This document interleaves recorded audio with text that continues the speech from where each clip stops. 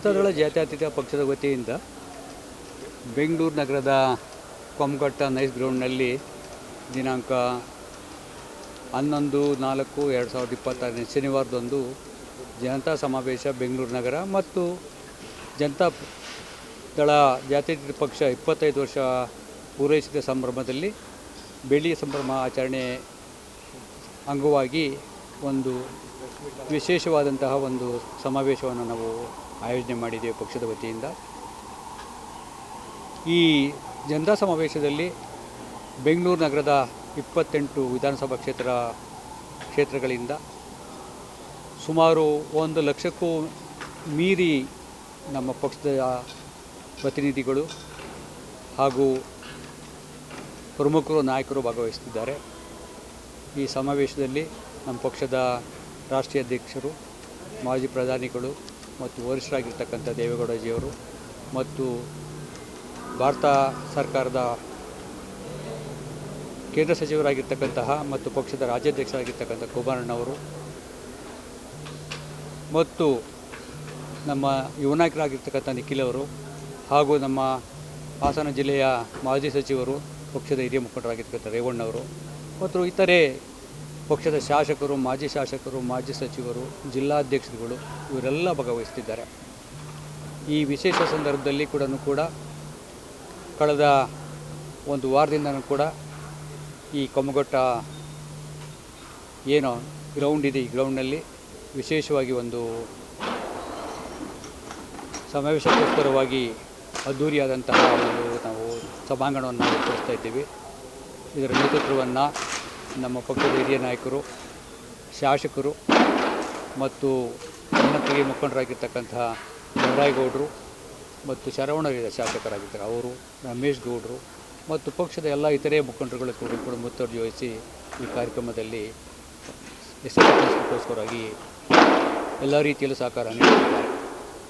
ಇಲ್ಲಿ ಬರ್ತಕ್ಕಂಥ ಅವತ್ತಿನ ವಿಶೇಷವಾಗಿ ಈ ಸಮಾವೇಶದ ಒಂದು ಸಂದರ್ಭ ಅಂತ ಹೇಳಿದರೆ, ಬೆಂಗಳೂರು ನಗರದಲ್ಲಿ ಪಕ್ಷವನ್ನು ಸಂಘಟಿಸುವ ಅದು ಒಂದೇ ಅಲ್ಲ, ಮುಂಬರ್ತಕ್ಕಂಥ ಬೆಂಗಳೂರು ಬೃಹತ್ ಬೆಂಗಳೂರಿನಲ್ಲಿ 5 ನಗರ ಪಾಲಿಕೆಗಳಲ್ಲಿ ನಡೀತಕ್ಕಂತಹ ಏನು ನಗರ ಪಾಲಿಕೆ ಚುನಾವಣೆ ಇದೆ ಅದಕ್ಕೆ ಸಂಬಂಧಪಟ್ಟಂತೆ ಕೂಡ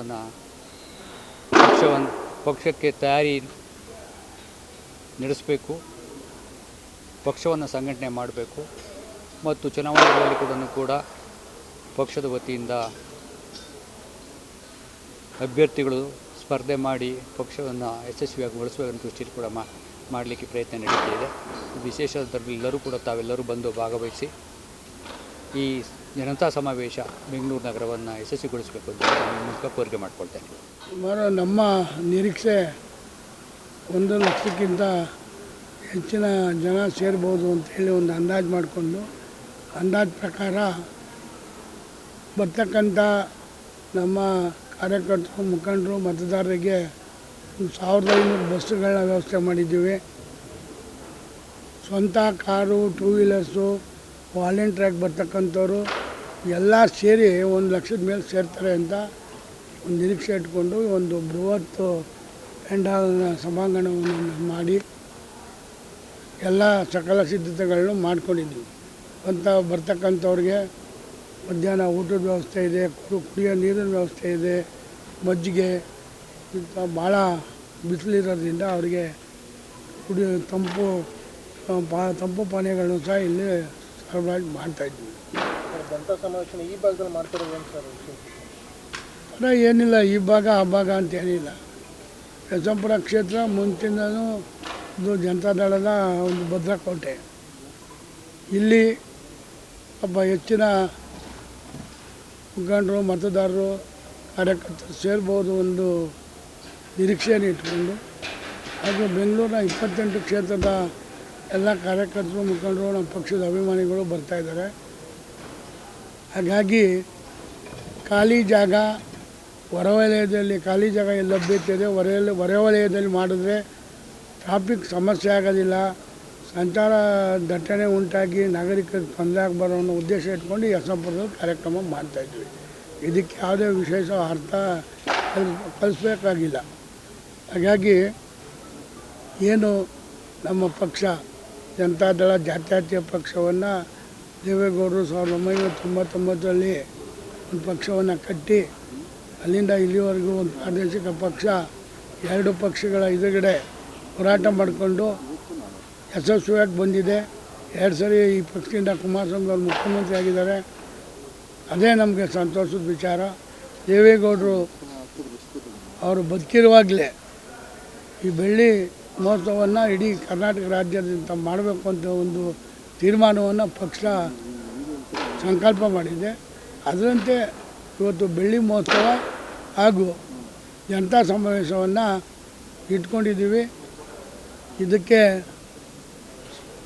ಏನು ಸಕ್ಸಸ್ ಆಗಬೇಕಾದ್ರೆ, ಯಶಸ್ವಿ ಆಗಬೇಕಾದ್ರೆ ಮಾಧ್ಯಮದವರ ಎಲ್ಲ ಸಹಕಾರವೂ ಅಗತ್ಯವಿದೆ.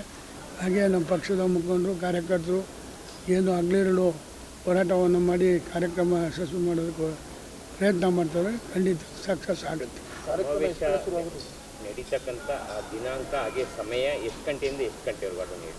ಶನಿವಾರ 11ನೇ ತಾರೀಕು ಏಪ್ರಿಲ್ 11, 2026 ಬೆಳಿಗ್ಗೆ 11 ಗಂಟೆಗೆ ಸಮಾವೇಶ ಪ್ರಾರಂಭವಾಗಿ ಸುಮಾರು 3-4 ಗಂಟೆ ಒಳಗೆ ಮುಗಿಬಹುದು. ಕಾರ್ಯಕರ್ತರಿಗೆ ಏನು ಹೇಳ್ತೀರಾ ಸರ್?